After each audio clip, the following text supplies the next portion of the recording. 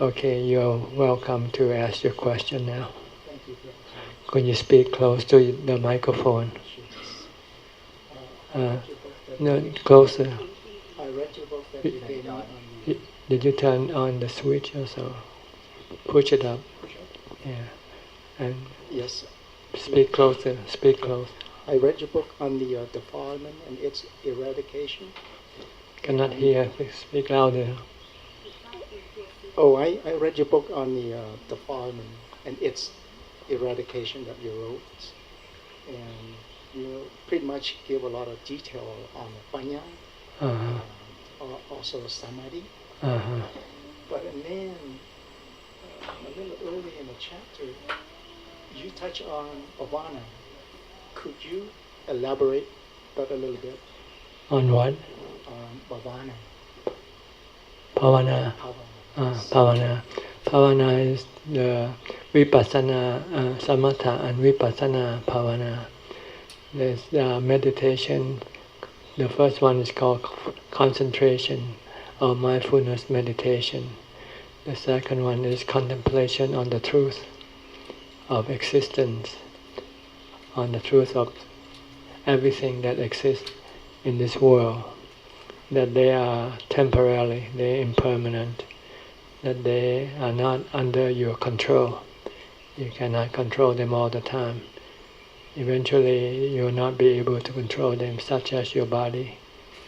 Right now you can control it to a certain level, but eventually you will not be able to control it.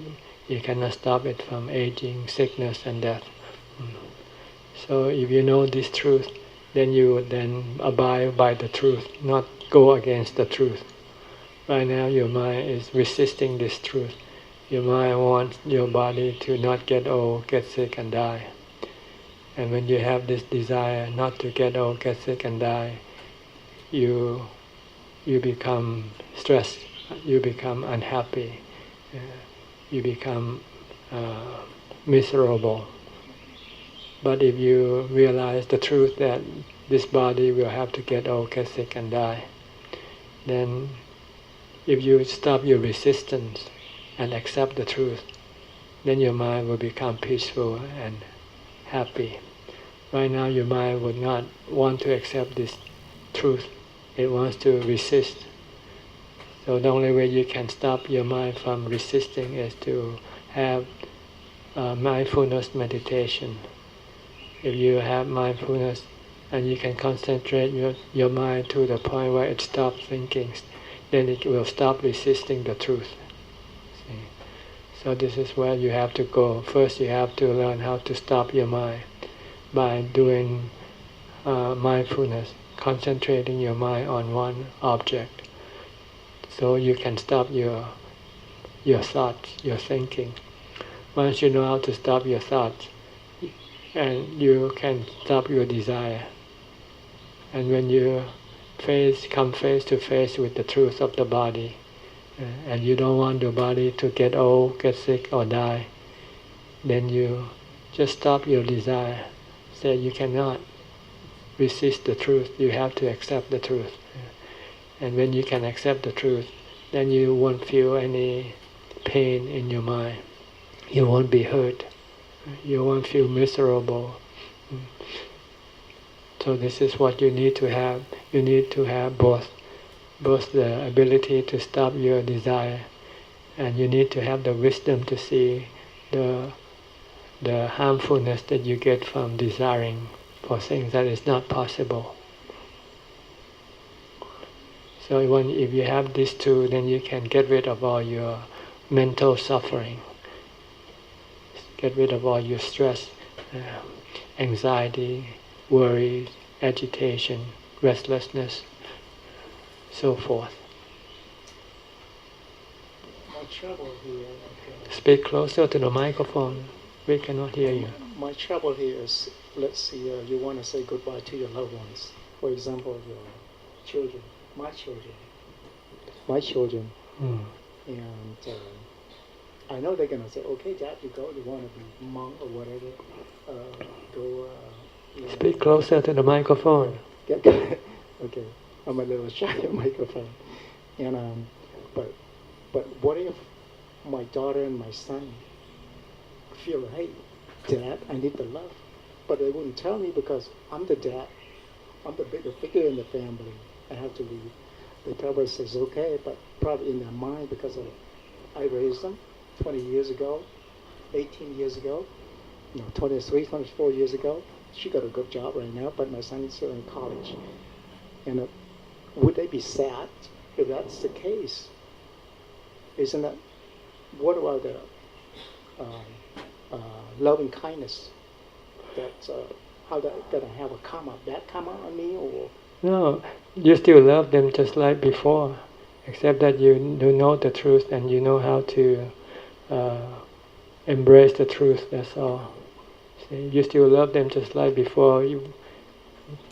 But I know my son and my daughter love both of us very much.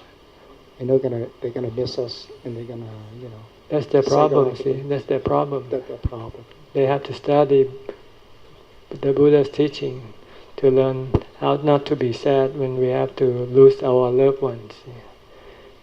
But they don't, so they become sad. But if they practice like the way you do practice, then they can accept the truth just like the way you accept the truth. I accept the truth before I find the Dhamma, before I learn the meditation when my mom passed away. Mm-hmm. It just sat me for several weeks, and then I accept the truth. But this is, for someone to decease, I know that she gone to somewhere. But this is like a cut off the relationship. This is really. You don't have to cut off your relationship. You coming here, you still have a relationship with your children, right? Don't you? Yes, yes. Okay. You go to practice meditation, you still have the same relationship. You just don't have contact, that's all. You only have occasional contact, not continuous contact like before. Let's put it blunt this way. Let's see, two lovers, they split. The spouse love the other side, and the other side say, no, I have to go to become a monk. Would that be hurt? It depends on whether you don't want to be separated or you want to be separated. If you want to be separated, you won't be hurt. If you don't want to be separated, then you'll be hurt. But I mean, in a sense, if you see the Dhamma, but the other side don't see the Dhamma, but you have to leave. Mm-hmm. The other one have to suffer. So you have a consequence of a bad karma. No. It's the other person's bad karma for him or her to suffer. Yes. Okay. If he has good karma, then he won't suffer. If he has wisdom, then he or she will say, this is natural. We have separation sooner or later. Okay. So it's your separation, your departure it's not a bad karma. It's just a natural process. See? But I understand. But you're the provider, you're the supporter, you're the comforter of the household. Well, you provide them. See, you leave them your social security, whatever your benefit. The safety. Yeah. I see. Okay. You buy them insurance or whatever and everything. Provide them with all the money you don't take with you if you become a monk. You can leave everything behind. Like the Buddha, when he became a monk, he left everything behind. So his family doesn't suffer physically. Yeah. They might suffer mentally, emotionally, but physically they are well provided for. But if they suffer mentally, that's a link. That's the problem, see. That's the attachment to you. If they don't have attachment, if they hate you, they'll be happy. They'll celebrate when you leave them. Oh, okay. Wow, I see how a little project. I'm really happy. Thanks a lot, Ajahn. Okay. So don't worry about them. It's their problem. Okay. What you can do is to try to let them know in advance that we have to separate one day. Yeah. Okay. Life is impermanent. We all don't live together. And once they begin to assimilate this truth, when things happen, they won't suffer as much. Thank you, sir. Okay. Clear enough? Okay. Actually, this book is very good. It just opened up a lot of things that I've been confused. I've been practicing. I've been reading, but I couldn't put them together. Yes, it's like puzzle. You got a bunch of Yes. puzzles. Yes. Okay, you can see the picture. Yeah, but yes. Thank you. Okay, if you have any more questions, you can send in. If you follow our live broadcast Sure. in California, it will be 2 o'clock in the morning, midnight or sometime. Yeah. But you can send in questions by texting in the YouTube when you watch. Okay.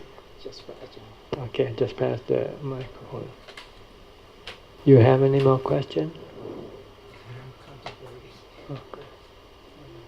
Decide quick because we only have a few more minutes left. Yeah, 5 more minutes. Okay. Mine was You have to speak close to the microphone.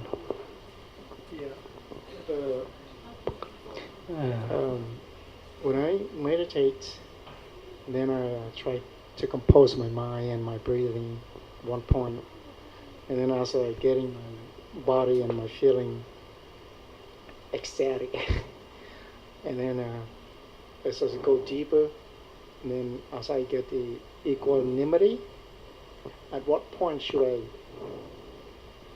divert my my mind toward the vipassana?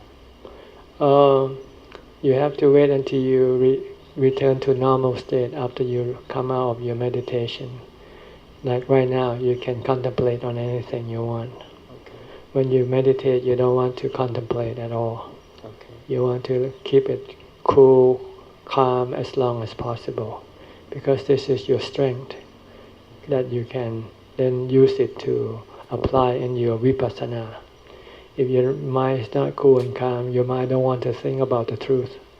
Your mind only want to think about money, food, drinks, and So you need a calm mind to reflect on the truth, reflect on impermanence, just as aging, sickness, and death, separation. In terms of time, how long should it be? Was it 30 minutes into? There's no time limit. You should do it all the time, from the time you get up to the time you go to sleep, if you want maximum result. So the deeper, the better. Yeah, the deeper, the better. The stronger your mind will be to resist your defilement, your desire. And at that point, you're gonna step away from one point meditation. You still want to stay in that point, one-pointedness, for as long as possible, until you are forced to withdraw by your defilements. When you withdraw and you return to your normal waking state, then you apply contemplation on the truth of the existence. Which is the three characteristics. Yes. Everything is impermanent. Everything is not under your control. Right. So don't try to control them. The harder you try, the more suffering you get. During your analytical process, would you grab a subject, or in the subject you? Yeah, the subject that bothers you, like your children, for instance. Okay. Now you worry about them, but can you control them? Can you make them not to be disturbed by your separation? You cannot. You can only teach them. But if they don't want to accept your teaching, then there's nothing you can do about it. Yes. Oh, so then bring me back to one point that you said the day before yesterday. You say, well, now, was that there going to be two characteristic of our brain? One's the thinker, and the other the knower. Yes, this is not the brain. This is the mind. The brain is a physical. We're talking about the mental. Yes, the mind is both the knower and the thinker. But usually the mind uses the thinker to cause itself suffering. So you want to stop the thinker. But wouldn't it be right? I'm dealing with the thinker now because I'm away from the one point. So you want to teach the thinker to think properly, think about the truth. That's why the contemplation of the truth comes into play. So is that a knower telling the thinker, quiet and listen to me? I don't know whether it's a knower or it's a good thinker telling the bad thinker. I see.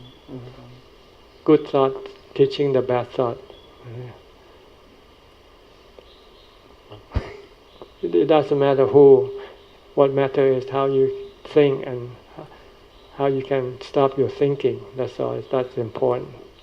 So we really don't matter as long as it's good. Right. As long as you can stop your bad thoughts and create good thoughts, then you are in good shape.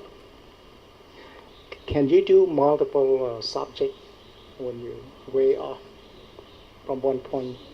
When you are usually you might only work with one subject at a time. See, if you're thinking about this thing, you can go think about the other thing.